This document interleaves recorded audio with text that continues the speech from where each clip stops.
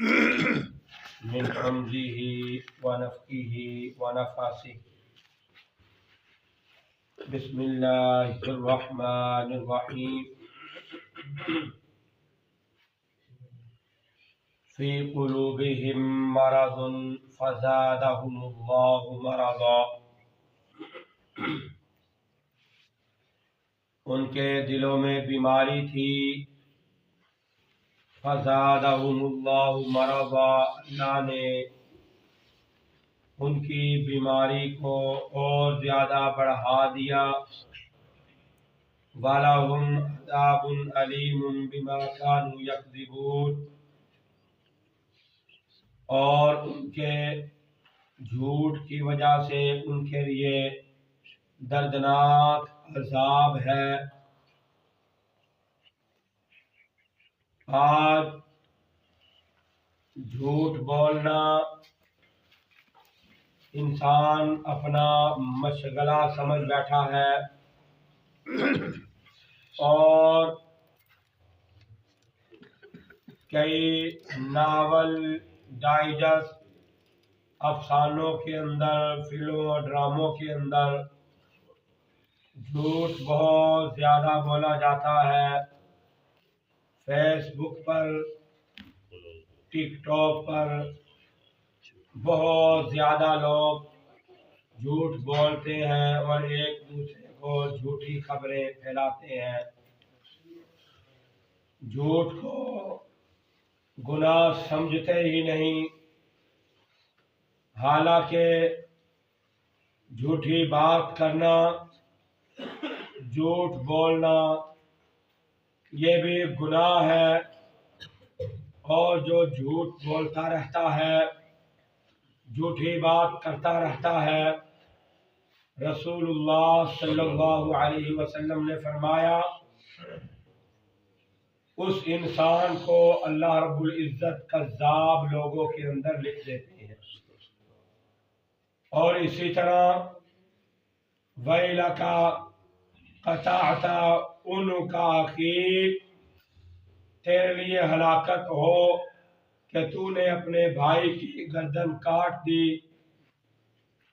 مطلب کیا ہے اس حدیث مبارکہ سے؟ یعنی جو انسان اپنے مسلمان بھائی کی چغل خوری کرتا ہے، چغلی کرتا ہے، گویا کہ اپنے بھائی کی گردن کو کاٹنے کے مترادف ہے۔ یا ایھا الذین آمنوا اجتنبوا کثیرا من الظن ان بعض الظن اثم، بے شک وہ لوگ جو ایمان لائے، اجتنبوا، ایمان والوں کو نبی علیہ السلام نے فرمایا کہ اللہ کا قرآن اعلان کر رہا ہے، اے ایمان والو اجتنبوا کثیرا من الظن، بہت زیادہ ظن سے بچو، اپنے آپ کو بچاؤ، ان بعض الظن اثم، اور بے شک بہت زیادہ ظن جو ہے، گمان جو ہے وہ اثم گناہ ہے۔ ولا تجسسوا ولا یغتب بعضکم بعضا، اور نہ تم ٹو نہ لگایا کرو کسی معاملے کے اندر، کسی بات کے اندر۔ ٹو لگانا ایک دوسرے کی بات کو کان لگا کے سننا، دو مسلمان بھائی آپس میں بات چیت کر رہے ہوں اور اپنے کانوں کو ان کی طرف رکھنا، یہ ٹو لگانا ہوتا ہے۔ ٹو لگانا کہ یہ بات کیا کر رہے ہیں، کس کی بات کر رہے ہیں، اور جا کے بعد میں اس انسان کو بتلانا کہ تمہارے خلاف فلاں فلاں آدمی یہ بات کر رہے تھے، یہ ہے چغل خوری۔ اور نبی علیہ السلام کے صحابہ کرام نے نبی علیہ السلام سے سوال کیا، یا رسول اللہ صلی اللہ علیہ وسلم، اگر جس انسان کے بارے میں کہا جا رہا ہے، جو بات کہی جا رہی ہے، اگر اس کے اندر وہ بات موجود ہو، وہ گناہ موجود ہو، تو پھر نبی علیہ السلام نے فرمایا گناہ ہو تو پھر یہ چغل خوری ہے۔ اگر کسی مسلمان کے اندر کوئی گناہ ہے کوئی ایسی بات ہے تو آپ اس کو علیحدہ کر کے سمجھائیں، اس کی جو ہے اچھے انداز کے ساتھ، اخلاق کے ساتھ اس کو بات کو سمجھائیں، اور اگر وہ سمجھ جائے تو فاتحہ، اگر نہ سمجھے تو آپ نے اپنا حق ادا کر دیا۔ اور اگر نبی صلی اللہ علیہ وسلم نے فرمایا اگر اس کے اندر وہ بات موجود نہیں تو پھر وہ نبی علیہ السلام نے فرمایا وہ بہتان ہوگا، اس پر آپ بہتان لگا رہے ہیں، اور بہتان بہت بڑا کبیرہ گناہ ہے۔ اس لیے چغل خوری سے ہم نے بچنا ہے اور جھوٹی بات سے بھی بچنا ہے۔ نبی علیہ السلام، آج ہم دنیا کے اندر رہتے ہوئے دنیا کے معاملات میں جھوٹی باتیں بھی کرتے ہیں، جھوٹ بھی بولتے ہیں، اور بہت زیادہ قسمیں بھی کھا جایا کرتے ہیں، اور قسمیں جھوٹی کھا لیتے ہیں، اور کہتے ہیں فلاں میں نے یہ فلاں سے چیز اتنے پیسوں کی لی ہے، اور قسم ایسے ہی کھا لیتے ہیں، جھوٹی قسم، جو کہ بہت بڑا گناہ ہے۔ اس لیے نبی علیہ السلام فرمایا کرتے تھے اے میرے صحابہ، جھوٹی بات نہ کرنا، جھوٹی گواہی نہ دینا، جھوٹی گواہی دینا کبیرہ گناہوں میں سے ہے۔ اس لیے ہمیں جھوٹی گواہی سے بچنا چاہیے۔ آج تو چند روپیوں کی خاطر لوگ جھوٹی گواہی دینے کے لیے تیار ہو جاتے ہیں، اور دوسرے مسلمان کی زندگی کو اس جھوٹی گواہی کی وجہ سے برباد کر دیتے ہیں۔